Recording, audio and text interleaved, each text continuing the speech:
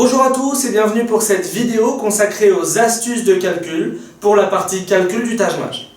On va voir ensemble 5 astuces de calcul qui vont vous faire gagner un temps précieux et surtout qui vont vous éviter de commettre des erreurs lors de la résolution des exercices de Taj-Mahal.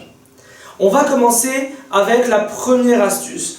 Première astuce qui consiste à calculer les carrés de nombres qui se terminent par 5. Vous allez voir que nous avons une astuce pour ces nombres-là. Et vous allez voir que c'est extrêmement simple. On va prendre comme exemple le calcul du nombre 45 au carré. Vous n'êtes pas censé le connaître par cœur, je vous rappelle que vous êtes censé connaître par cœur les carrés jusqu'à 20, et donc pas 45. Comment on va faire? Étape numéro 1, on va marquer 25 à droite. Vous prenez 5 au carré, ça fait 25, vous le mettez à droite.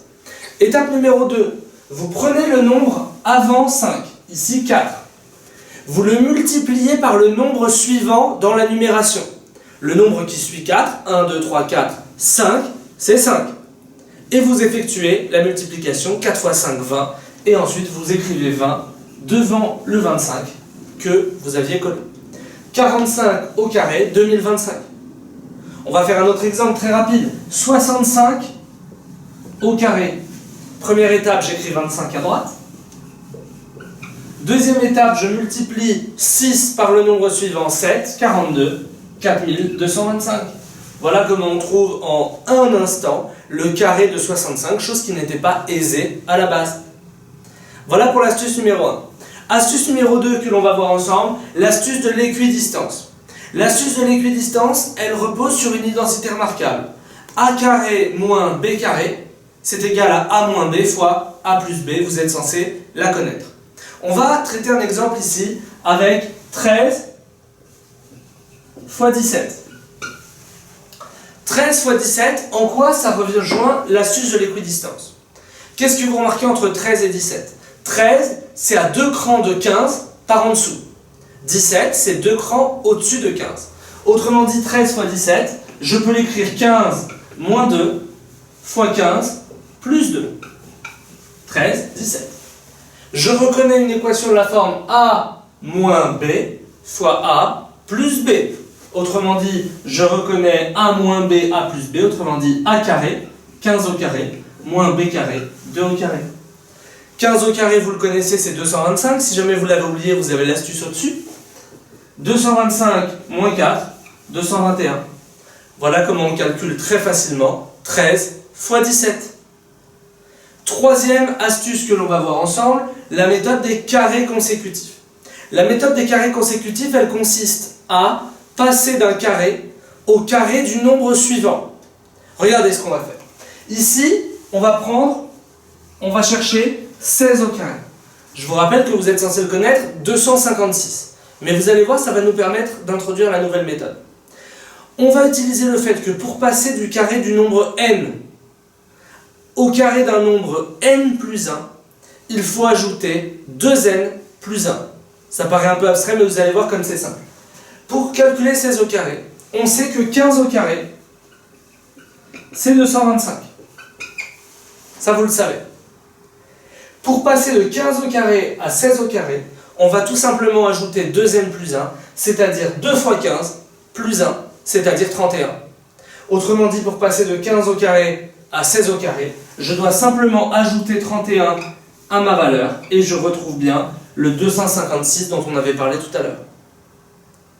Quatrième et avant-dernière astuce que nous allons voir ensemble pour ces astuces de calcul, l'astuce de l'écart.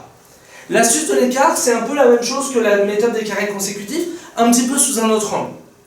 On va vous demander de calculer 15 fois 16.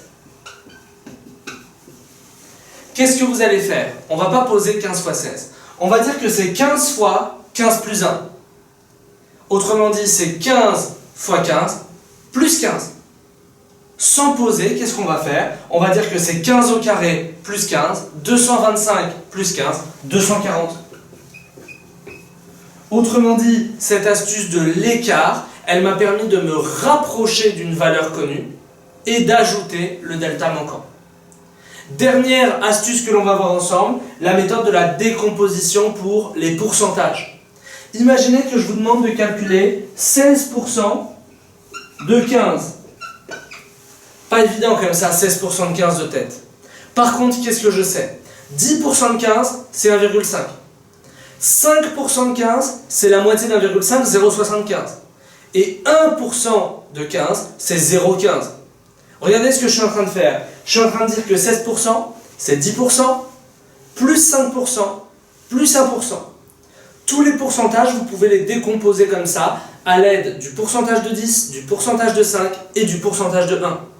En l'occurrence, regardez, 16% de 15, c'est 10% de 15, 1,5. Plus 5% de 15, la moitié de 10%, 0,75. Plus 1% de 15, 0,15. On peut trouver de manière extrêmement simple que c'est 0,15, 0,90, 2,4.